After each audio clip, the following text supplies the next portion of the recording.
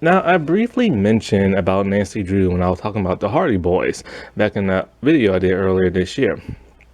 And I said that, even though Nancy Drew isn't a perfect show, it's still a whole lot better than the Hardy Boys.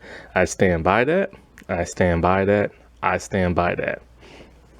Because for the most part, season one of Nancy Drew is pretty solid. Like, it's pretty good. You know what I'm saying?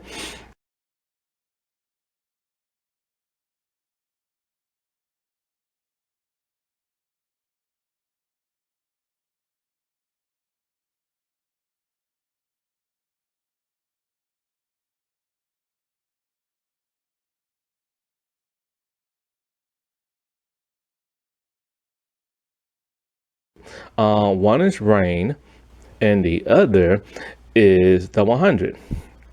Another show I liked on the CW is a British remake of a show called Containment. And it was a really good show, but sadly, it only lasted for one season. However, those two shows didn't last long on my favorites list because when it came to Rain, after season two, the show kind of just sucked.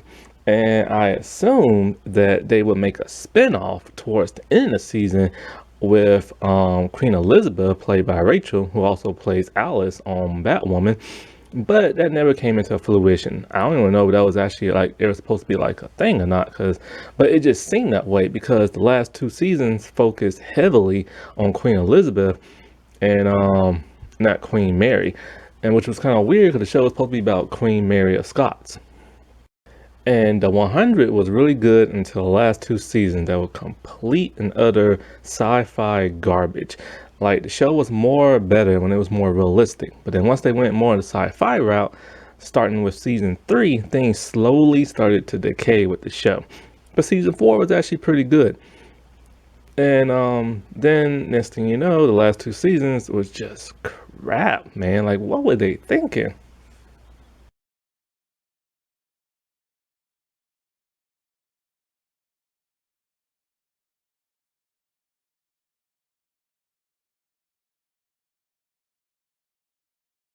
I didn't particularly like the Charm reboot, but season one was kind of like okay, and it was like okay, well, this is different somewhat, and I'm like slowly just trying to like deal and go with the flow of the show, but then starting with season two, I started watching it, and then it felt completely different from season one, and then one of the main actresses pissed me off big time when she got into a fight with one of the original actresses. I just decided to like say screw the show because I'm not really a huge fan of it anyway, and I didn't like the accusation that Sarah Jeffries made about Holly Maureen Combs because it was complete like crap. Like she literally just lied on the woman, and I just didn't appreciate that crap.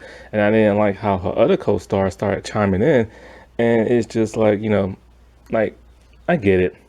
The original actresses aren't happy that there's a reboot, and so I totally understand why they're frustrated with that.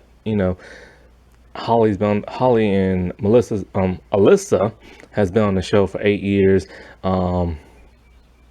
That Rose idiot person has been on there for I think like maybe four or something like that, and it's just like that was a long part of their lives. You know what I'm saying? And it's just kind of like that was like 8 years is a long time, you know what I'm saying? That's nearly a decade. So I understand why they're furious and stuff. Plus, they got stabbed in the back when they thought they was gonna get the reboot treatment or revival treatment, I should say, and then it went to a complete reboot. So I get why they're upset and why they say the things they say. But for what Sarah Jeffries accused Holly of was just messed up. And so because the CW shows have a track record of getting like so annoying at times and like not really getting to the point of the show, I was kind of hesitant to watch the Nancy Drew thing. But then after seeing the trailer, I'm like, oh cool, like a detective show, a young detective show. Like that's pretty neat, you know what I'm saying? And I've heard of Nancy Drew before in the past. I've never actually watched the older series. But there is an older series, and there's also a Hardy Boys crossover series and stuff like that from back in the day. But there are tons and tons and tons of Nancy Drew books and video games. And so when I was doing my research before the show came out, I'm like, oh, this might be pretty cool. I love detective shows. I love like clues and sleuthing and, stuff like that. So I'm like, this would be like a pretty good show. And if there's one thing that not WB, the CW does really good is drama. So, you know, you need that in a detective show. So that should be great, especially since they're younger. I'm like, this should just be awesome, you know? And so then I watched the first episode. I'm like, okay, this is pretty cool. But then, like, they threw in this like paranormal type thing. I'm just like, well, that's kind of odd and interesting and at the same time. I wonder where it's going to go with this because that certainly wasn't in the trailer. So I feel misled by the trailer. Similar to the show Dickinson, the show based on Emily Dickinson. Like, I was misled by that trailer too, but the show's pretty cool. It's just, it is different in tone and format. But yeah, so even though I was like reluctant and even though I was kind of strangely odded out by like the whole ghost thing, I decided to stick with the show. And the show was decent, you know, it had mixed reviews and I understand why. People probably wasn't expecting it to be like this paranormal activity. And, you know, but all in all, it was pretty good. It had some really good twists. It had some really interesting characters. Well, not everybody's interesting. But yeah, it has some really interesting characters and their whole backstories and stuff. So basically the show is like this. Nancy Drew is now an adult. She graduated high school and supposedly she was the like city's greatest detective when she was in high school. She was just solving crimes left and right. We never get to see any of that because the show starts off with her being an adult. And that what kind of bums me out about this show. I wish that we would have seen her as a teenager, you know, solving crimes. Like that would have been like awesome. Also, I was kind of like taken back because I didn't know that the stars of this show were supposed to be like adults. I knew they was adults, but I didn't think they'd be playing adults. I assumed they'd be playing like teenagers because, you know, that's typically how Hollywood does it. So I was kind of like irritated by that. I'm like, okay, whatever. At least I won't have to see no like, you know, adults dating teenagers, or so I thought. But you know, she's like the world's greatest detective on this universe, and so she solved all these crimes. That's why like law enforcement doesn't really like her all that much. But now she's kind of like, you know, retired from all that. She has a normal 9 to 5 job. She works at the Claw, and so, which I think is called the Bayside Claw, and it's run by George. Now they gender bent and race bent the character of George from the books. He's supposed to be a white male, and so they race and gender bent her to a female Asian, and so it's run by George. And Nancy and George do not get along very well. George is a very snarky, sarcastic, very rude, blunt, says that the first thing like in her mind type person. And the reason why she doesn't like Nancy all that much is because when they were in high school, because they were friends, really good friends in high school. When they was in high school, George had an affair with this guy named Ryan Hudson, and Ryan Hudson was an adult and he was married. And yeah, Nancy found out and kind of exposed all that, and so she's never really forgiven her all that much. So they did do the whole teen adult thing, but at least we didn't get to see that, so I'm happy about that. They work with a guy named Ace, who's like the biggest like boring person I have ever met. Like he's basically just a stick in the mud.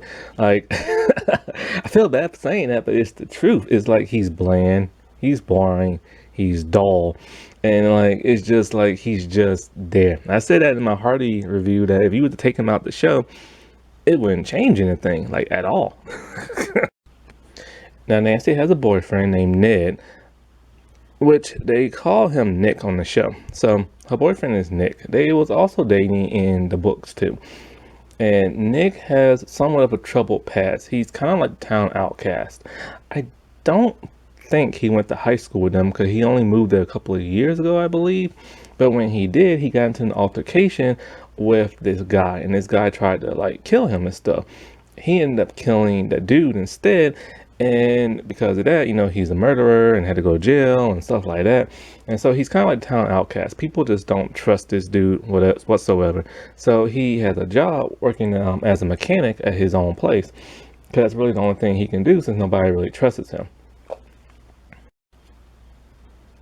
And then there's Bess.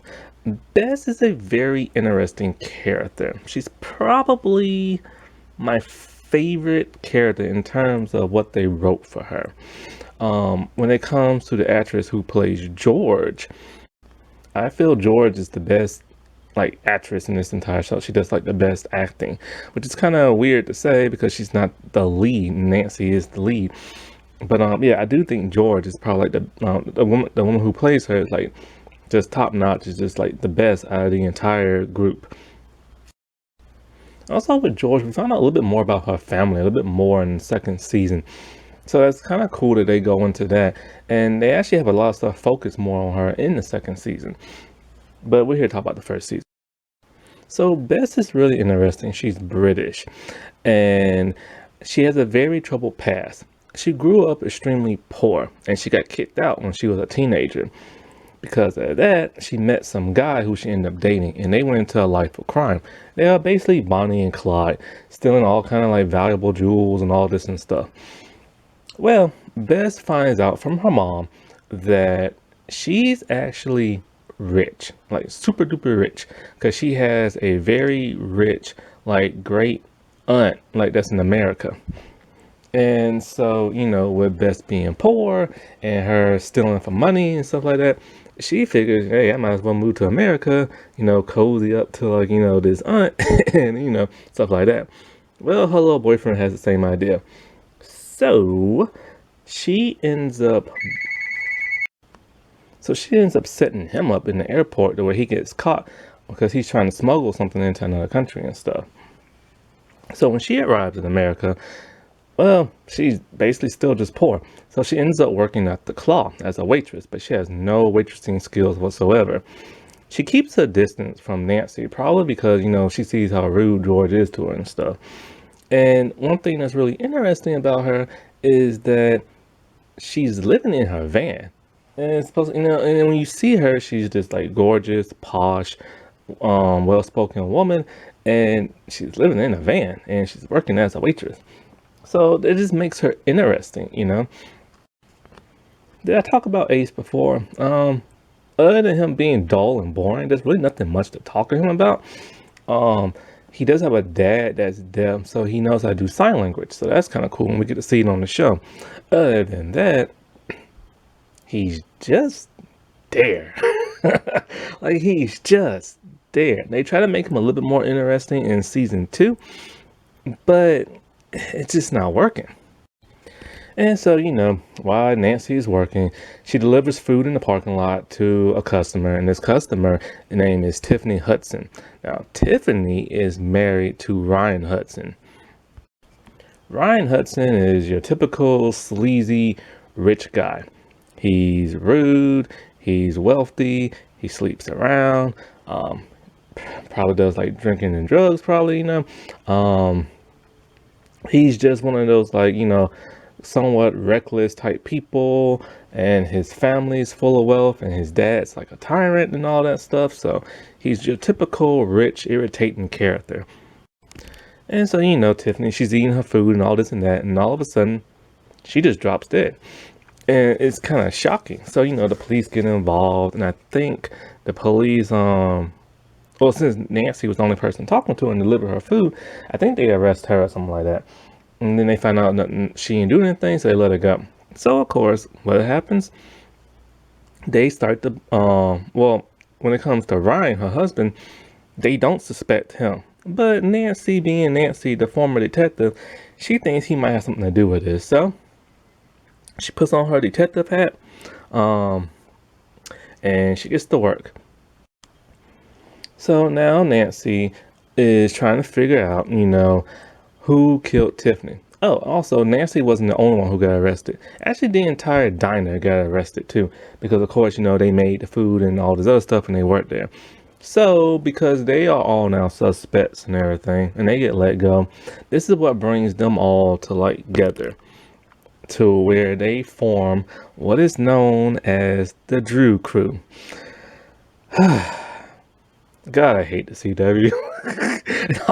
I mean, Team Flash is one thing, but The Drew Crew, was that a name they had in the books? I don't know, probably. If so, like, if you gotta make this show modern, why do that, man? And so what really brings them together to solve this crime, or mystery I should say, is when Nancy was watching, like, I think the funeral video or something like that. She was watching something, and there, all of a sudden, in the background is a ghost woman, a like monster looking ghost woman, like something off the ring or something like that. And so Nancy, she freaks out and stuff, and so like she's wondering what is this thing, because she's never seen a ghost before. And so like she figured this has something also to do with like the murders. And now this is Nancy's first time seeing a ghost, and so with that, that's one great thing about this season. It doesn't go too heavily with the ghost theme and stuff. They still keep it like, a detective human type thing, but they still add that paranormal activity type stuff. But it's like it pops in, it pops out. It doesn't take up like the whole focus of like say an episode, right? But there still is the ghostly matter stuff. I kind of wish they just would have taken that out, because I like an old-fashioned, good old detective type show. Now, the ghost monsters and stuff like this on this show, they're very well like made. Like the makeup is great. Like they look scary and stuff. However, this show's always trying to get people with jump scares, and it never makes me jump or scare me. It scares the characters, like the Drew Crew. Like they're always jumping around, screaming and hollering. But it's kind of like the CW just isn't having that first season of The Walking Dead jump scares. Like, you really believe that, those people were scared of zombies, but those stars were more trained and, have been acting for a lot longer than the people on Nancy Drew. So the people on Nancy Drew are kind of like still inexperienced, and like it shows. The problem I have with the jump scares is like, okay, the characters, the Drew Crew, they react to it like they're supposed to. But the problem with that is us audience is supposed to react to it first.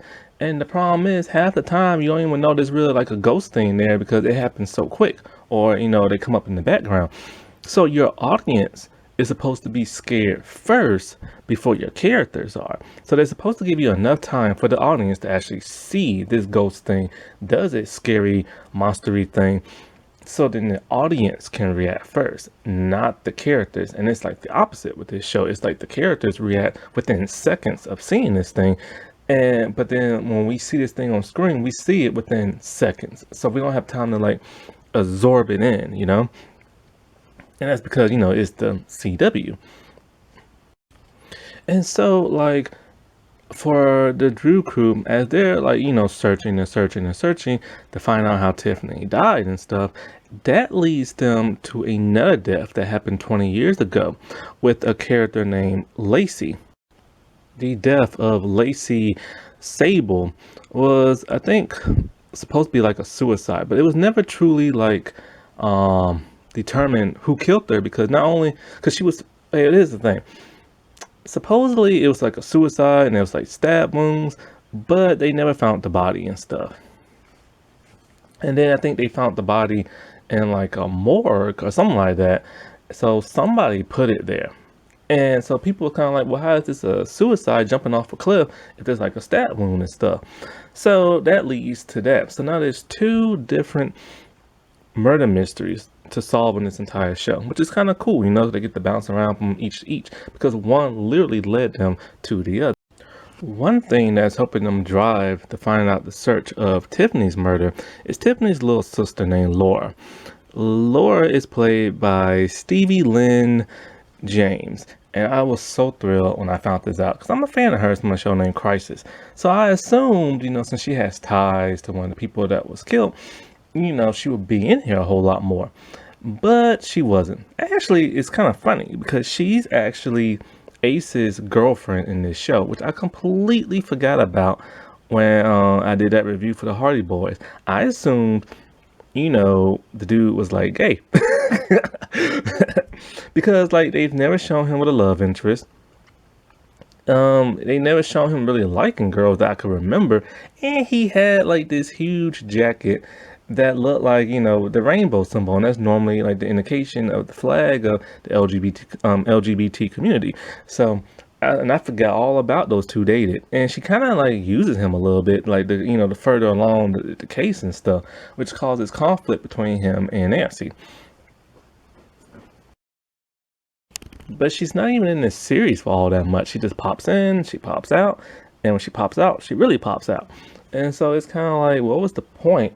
And like adding her character to the show and getting somebody who has some name recognition a little bit if they wasn't going to do much with it.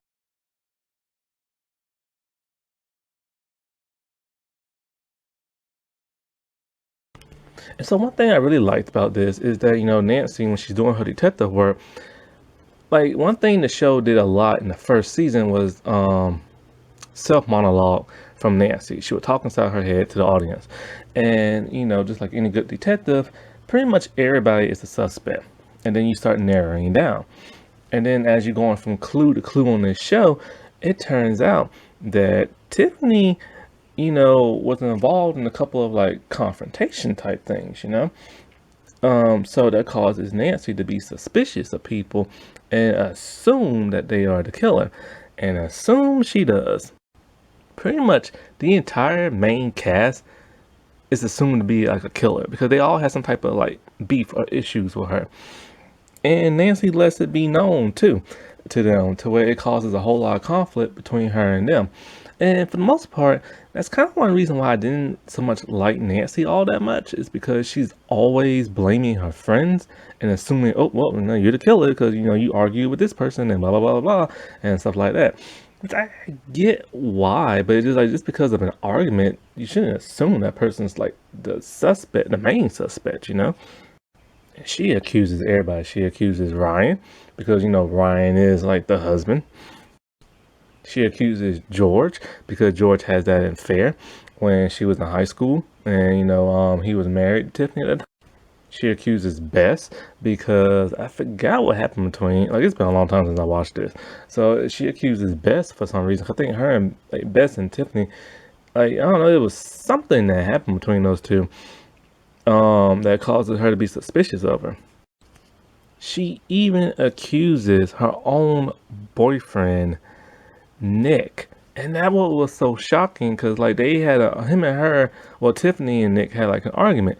So because of that, Nancy was kind of like, ooh, maybe he might be the killer. I need to, and all this other stuff because of a video she saw. I think out of a video she saw them two arguing, or somebody witnessed it, or something like that.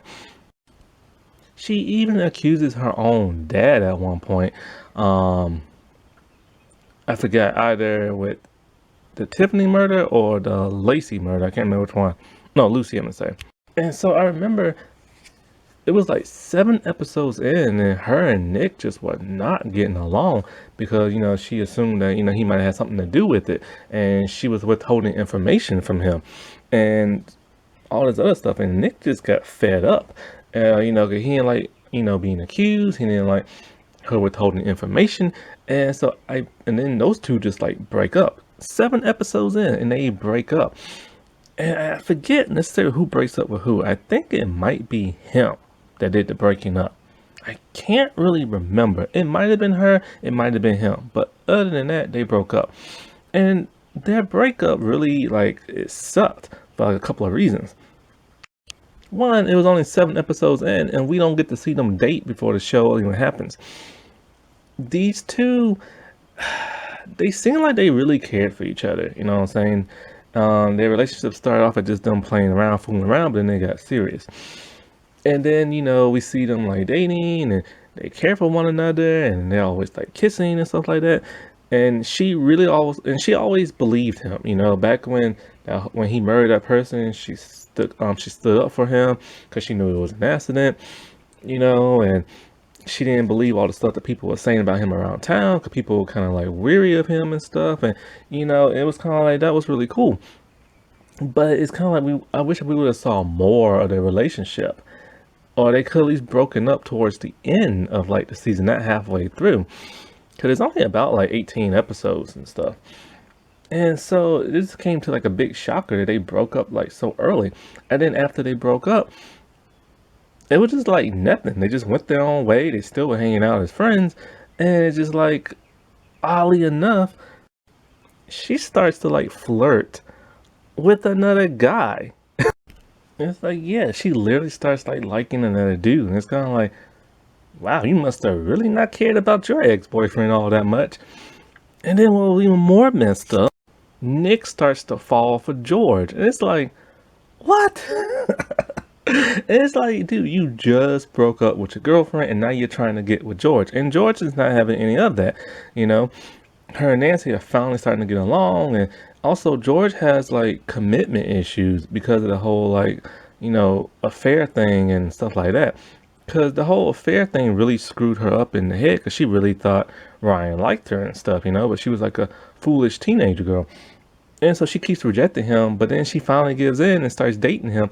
And it's like there's no love triangle between her, Nancy, and that really would have made the show really spicy if there was some type of conflict between the three of them, because how can you, like, it's just weird because it's kind of like, how do you go from breaking up with somebody then dating your ex's former best friend, and to have like your ex not be like upset about that like at all? It's almost like the three, like, they just literally just didn't care. It was just like they were just there just to date. And then so it's like, and then what's really interesting, Nick and George are actually a better couple than Nick and Nancy. There are still fans who want Nick and Nancy to get together. I see it all the time online, especially YouTube. There's like YouTube videos about that and stuff. But it's written so much better with Nick and George because, the show, because especially in the second season, because the show has time to like progress. And so we get to see why they care and love for each other. But we didn't get to see that with Nick and Nancy. But it's like George and Nick, they really truly like love each other, Like they would do anything for each other. They will die for the other person. Or if both or one of them had to die, they don't want to die with them too. Like they literally are like that, like connected and bonded and stuff. And it's just like a really cool couple, which is really sad because we didn't get to see that with Nick and Nancy. I just noticed something as I started editing these pictures, is that every time Nick and George kiss, she's always the one who's holding his head or rubbing his face. Like, that's such a CW thing to do, because like normally in real life you don't see that happen. Like normally it's the guy that do that to the girl.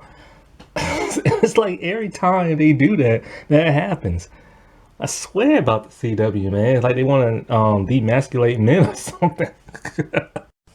Also, the actor, the Scottish dude who plays Nick, which, by the way, I've never seen a black Scottish person before, so that's kind of cool. And the actress who plays George, they have great chemistry together. Like when those two are acting together, because the thing about the dude who plays Nick, he's not my favorite actor on this show. There's a little inexperience in there because he hasn't been like doing that much like stuff, and also he has to fake an accent, so it's a little bit harder. But him and her just have great chemistry, and she always brings out the better like actor in him. But when it came to Nancy and Nick, those two never really had no chemistry together on screen. Like I like those two together because they were together, but it's like they really never had no chemistry, and you can just tell sometimes. And it's like, so for the most part, he's a better fit with like George and stuff than he ever was with Nancy. And one of the reasons why they probably didn't have that much chemistry is kind of like, remember how I said George is like my favorite, well, the actress who plays George, her name is Leah. She's like my favorite like actress on the show, and Bess is probably like my favorite character. But and George is probably like my second favorite character, and it's because Nancy, she's slightly dull, like on this show. It's just like she's there more than like Ace is there, but it's just like sometimes it just seems like she doesn't want to be there. And it comes out in the way she delivers her lines, like the actress and stuff. And it's just like, give it a little bit more spunk. You're the lead actress of a show, and I'm rooting more for like the other two actresses and stuff. like she's an okay actress and everything, but just like give me like a little bit more. And one of the things that makes George a little bit more interesting is that we find out that she actually has a deadbeat mother. Now, her mother does pop into the show about twice, and she helps with a seance because, Lucy's dead ghost is roaming around, causing a little bit of havoc, scaring people, and Lucy wants, for Nancy to solve like the murders and stuff. And she's really pushing Nancy like to solve stuff. But then there's a huge twist as to who killed Lucy and how she died and stuff. So that push doesn't really make that much sense. But anyway, so George's mother helps out with the seance. Now it turns out George's mother's a deadbeat mother. I think what it is that she just neglects her kids and just never there. I don't know if she had a drug problem or not. I think it was hinted to, but I can't remember. But when we see her on the show, she seems pretty like normal and stuff. Like she seems like she's a great mother. But so that right there was bad writing and bad casting because the actress they got is very likable. I like this actress. Like she's a cool actress, but it just like it doesn't fit with what the show tells us. And so because of that, George has to basically raise her two little sisters all by herself. She has a really, really younger sister, and then she has kind of like a older middle type sister. And then after that seance episode, the little sister gets kidnapped by a ghost demon thing. So as the show progresses more and more, we start to see a little more paranormal stuff, but it's not like overkill. Now Bess gets a little bit more interesting in the first season because she does later on meet like her wealthy aunt, and it takes her, and she tries to warm up to the entire family. They don't really want nothing to do with her because she's poor, and they want like, oh, you probably just want our money. But the great aunt's kind of like, oh, we must accept her, this and that, and stuff like that. But what makes it even more interesting is she ends up dating a woman. Um she dates a woman named Lizbeth or something like that. And or Lisa Beth or something like that. And so we assume that she's the chauffeur because she's working for the Hudson family and she's working for Ryan's father. Now, Ryan's father's name is Everett, and he's a very ruthless type, like tycoon business dude. And so she's working there as a chauffeur. We find out later that she's actually an undercover cop, and she's there to investigate the Hudson family because some shady stuff that has been going on. And I really like this relationship between, is it Lizbeth or Lisa Beth? Anyway, her and Bess because it was natural. It has a nice flow to their relationship. They get along really well. It started off with them just like flirting with each other, and it wasn't like pushed or shoved down people's throat, which the CW loves to do. They actually let this relationship happen naturally, and one of the great things about it is they didn't do the whole "oh, I'm afraid to come out" type storyline that we see that so many times that it gets old. So it was nice to see them like be comfortable with who they are and date who they are and stuff. And so like so because of this, I assumed that Bess was a lesbian. But then when we found out in season 2, she actually was dating this guy, so she's bisexual and stuff. But we mostly just see but her whole relationship in the first season is with God, is it Lisa Beth or is it Lizbeth? Lizbeth, that's what it is. Okay, Lizbeth. Now what also makes George, an interesting character, that halfway through them, probably the best episode of the entire first season, is that I forget how this happened. It might have happened after the seance, but Tiffany inhabits George's body. And when that happens, she wears like a red dress. She goes to their family banquet thing, Ryan's family banquet thing, because it's more interesting because George had that affair. So Tiffany not exactly happy being in George's body, and she's not exactly happy when she sees Ryan because now she knows what Ryan did and stuff. And she literally tries to kill Ryan. And it's just like one of the most interesting episodes ever. And I like it because like the George actress, she's really good at playing two different characters. Like I said, she's probably the best acting person in this entire show. And then in season 2, she gets possessed by another ghost, and like a French one, and she does like a great French accent and stuff. So, throughout this entire season, they're like finding clues here and there. It leads them to one suspect after another. At some point, Nancy stops blaming her friends, thinking they're the killer and stuff. And then, so when it comes down to everything, the only people really that she starts to suspect are like the Hudson family. She knows somehow they're tied to Lucy's murder. And then it's later revealed that Lucy's half brother actually murdered Tiffany. So now the question is, okay, so since we know who murdered Tiffany now, why is Lucy still a ghost? Why is she still roaming the earth? Why is she still demonic looking? Why is she still trying to push Nancy to solve her murder and stuff? And Carson got arrested. Nancy found Lucy's bloody dress in his attic, or in their attic. And so when she found that, she realized that it was Lucy's prom dress from the photos, so she called the police on her dad. At some point, Nancy stopped suspecting Ryan, and then she started to suspect Ryan's dad, because it turns out that when Lucy was a teenage girl, and this is the biggest shock twist ever, I didn't see this coming. The people who run this show, they claim that, this was all planned since the beginning, and it probably was, you know what I'm saying? But pretty much Lucy had everything going for her, looks, this and that, friends. And she was really good friends with a girl named Kate. But then they had a falling out. And so because of that, Katie and Lucy, after that falling out, Lucy starts to feel a little bit down and everything. She gets a little depressed, this and that. People are calling her names. Basically, Kate just bullies the crap out of her and stuff. And so the bullying gets really, really, really bad. And so then at some point, Lucy starts to date Ryan.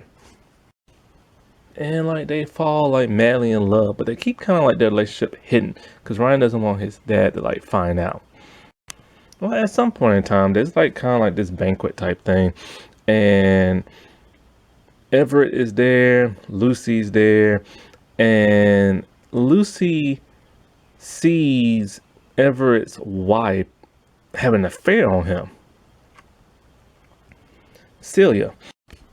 Well, somehow that got back to Everett, and Everett, being the business tycoon that he is, he has his wife's affair lover person, Sebastian, murdered. But he did it to where it looked like an accident, like a boat blew up or something like that. But he starts to suspect that maybe Lucy, knew, since she knew about the affair, maybe she would suspect him of murdering his wife's lover. He later finds out that Ryan and Lucy are dating. And then he finds out that Lucy, when he finds out they're dating and stuff, he starts to harass her big time, and he bullies her big time. He makes her life miserable. He made sure her mom lost her job. He made sure Lucy lost her scholarship to college, so now she can't get into college. And then he finds out she's pregnant, and she's pregnant by Ryan's baby. And he pretty much tells her, if you don't get rid of this baby, I'm gonna, end you and the baby and stuff, and y'all will be like. So being all upset, and pretty much her entire life has come to an end one way or another, Lucy decides she's gonna commit suicide. She takes a knife, she goes off a cliff, and she's going to kill herself. Before she does, she actually has the baby. And then, she calls up who did she call up? Oh, she calls up Catherine Drew, which is Nancy's mom. And so Nancy's mom, Catherine, and Carson, the dad, they go out to meet her. And Lucy just has one request, that they take this baby and raise her as their own and make sure Everett never finds out. Then she jumps. And I think when she jumps, she stabs herself. Or she stabs herself and she jumps or falls or something like that. So anyway, she falls down to the ocean. But like I said before, they couldn't find her body and this and that. But then years later, it showed up. So like after she jumped, they went down to like look for the body, and Carson said all he could find was her dress. Like her body had just like disappeared. Now you can probably see where this twist is going. Carson and Catherine, they now have a baby girl, who they name Nancy. Yes, that is the twist. It turns out that Carson is not Nancy's dad. Catherine is not her mom. Oh, by the way, Catherine died of cancer like a year prior to the show. So, yeah, it turns out that Nancy is like Ryan's biological child, and Lucy is the mom, and Everett is the grandfather, and Everett does not like Nancy whatsoever. Nancy is shooken, shattered by this information. She could not believe it. And she couldn't believe it that her father or her adoptive dad, Carson, knew about all this and never told her. So, just like with Kevin Feige talking about he had the entire MCU planned out from day one, I call BS on this. Because how is a bunch of blonde headed people gonna make a redhead? You know, it doesn't make no sense. I mean, yeah, genetics from like thousands and hundreds of years ago, but come on, it's a TV show. Plus, look at the actress who plays Nancy's adoptive mom. Looks just like her, has red hair. I bet originally that there was something in the works where she has an affair on Carson, and then it ended up like Nancy coming out that way. But they probably changed at the last minute. And also, what makes this really creepy is like Ryan, I think he hit on Nancy at one point, but he didn't know that was his kid, and she didn't know that either. And so when Nancy does hang around him, she's just kind of like weirded out, but she does eventually let him know. I forget how, but she does. Now, this is the part that I really, really, really forget. Now, at some point, okay, oh yeah. Also, when they found out um, about Everest, is that whenever was making like Lucy's life miserable, he pretended to be Ryan in an email, and he pretty much just like slut shamed like Lucy, which also caused her to have that nervous breakdown and her wanting to kill herself. And so I think somehow like they found the email or something like that. So anyway, they tie it somehow. They end up having Everett arrested. And so now he's in prison, and now he's hating Nancy even more because, you know, she's the one who solved the case and all this other stuff. Now he does not.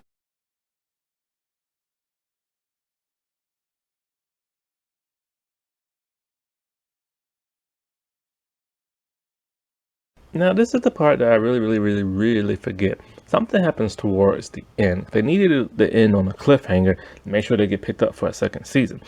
Um, so Lucy is still possessed by like this demon type ghost demon thing. I think it's called the Ecleka. And so like I think they found now that they have Lucy Bones. I think they go to like bury them or something like that, because they're trying to lift some type of curse or something like that. I can't remember what. 'Cause I think Nancy got cursed, and to the point where Nancy kind of got a little possessed a little bit. To well, I think she tried to relive her mother's murder when she tried to jump off a cliff or something like that. She was having these weird visions or something. I can't remember because, like I said, it's been a long time.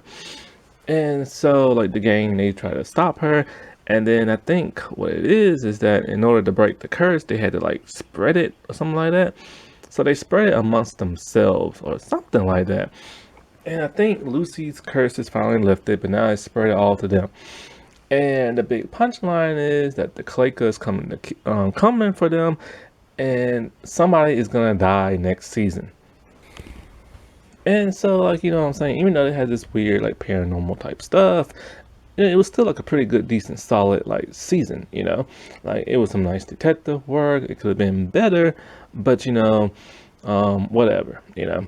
And, you know, I really like some of these characters. I just wish they would have went more into detail with them and their past and why they are the way they are. I wish they would have done the whole Nancy, Nick, and George thing a whole lot better. It would have been a whole lot more juicier if they would have had them have kind of like this, like Nancy would have been like irritated or something like that, you know? And that it causes problems throughout their friendship. I really wish they would have gave Ace more to do and Laura, because Laura pretty much just used him just to, like, have her sister's murder, like, solved and stuff. And so they really don't do much with him. And I do like the stuff with Bess. It would have been a little bit more interesting, more of her back history, but we do get to see that all of one episode in season 2. But all in all, I do think Nancy Drew, the first season, is a pretty good, solid, like, season. It's a show you will enjoy. I enjoyed that a whole lot better than I did the Hardy Boys, because the Hardy Boys just bored me to tears. I do kind of wish the jump scares would have been better in season 1, but they're just not. So, yeah. All in all, it's pretty solid. Like, I guess you wanted to rate it, maybe like 6 out of 10, 7 out of 10, something like that. I don't really do a rating system, but like I said, it's a really good show. I think you will enjoy it. It's pretty cool. And until it got into the second season. Alrighty, well, I'll talk to y'all later. Bye.